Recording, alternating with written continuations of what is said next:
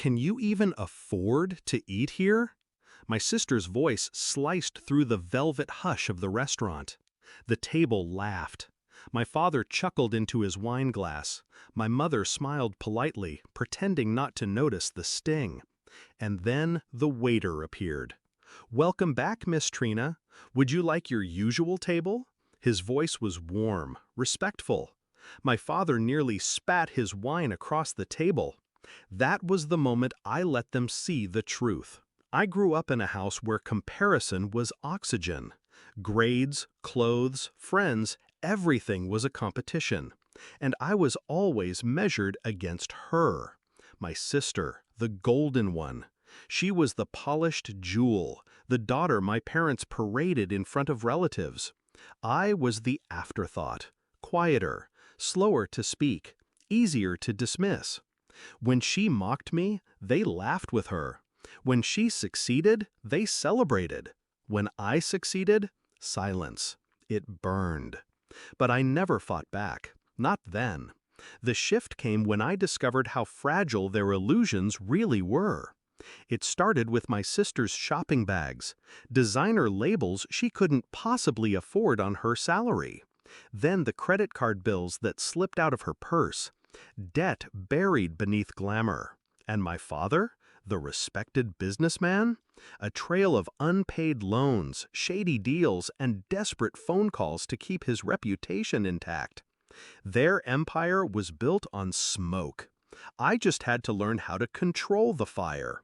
While they mocked me for struggling, I built quietly. 2 jobs, night classes, investments no one knew about. I lived simply, deliberately.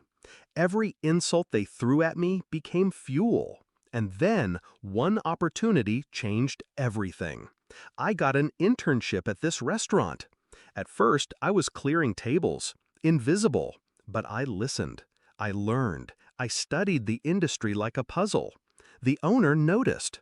When he retired, he didn't sell to the highest bidder. He sold to the one who had been loyal in silence. Me, the girl who couldn't afford to eat here, now owned the place. I didn't brag. I didn't tell them, not yet. Instead, I waited. Because revenge isn't about shouting, it's about timing. When my sister suggested dinner here, of course at my father's expense, I knew the stage was set. She wanted to flaunt, to remind me of my place. So I came, silent, knowing the script was about to flip. She smirked across the table. "Try not to choke when the bill comes." My father laughed. My mother looked away. Same cycle, same cruelty. Until the waiter came. "Welcome back, Miss Trina. Would you like your usual table?" The silence was nuclear. My father froze, wine glass trembling. My sister's smile cracked. I leaned back, calm. "No, this table is fine. My family's comfortable here." That was only the first cut. The deeper wounds came later. Because ownership gives power, and I wielded it like a scalpel. Their credit cards? Blacklisted. Their accounts? Flagged. Their whispered insults, recorded by the very staff they mocked, passed quietly into my hands. My sister's debts? Bought out by me. Every lender she owed now funneled through my name. And when she missed payments, as I knew she would, guess who came knocking? Not a bank. Me. The confrontation wasn't in public, it was in her apartment, dim and cluttered, the shine stripped away. She tried to sneer, but her eyes darted to the eviction notice on the counter. "You planned this," she hissed. I didn't deny it. I just smiled. "You handed me the knife every time you mocked me. I only learned how to use it." Her silence was worth more than any apology. As for my father, his collapse was slower. Contracts dissolved once his reputation cracked. Clients he thought loyal suddenly moved on. And when his name hit the papers tied to fraud and mismanagement, it was my restaurant, the one he once sneered at, that refused his reservation. The man who once laughed at my failures now dines on shame. And my mother? She stays quiet now.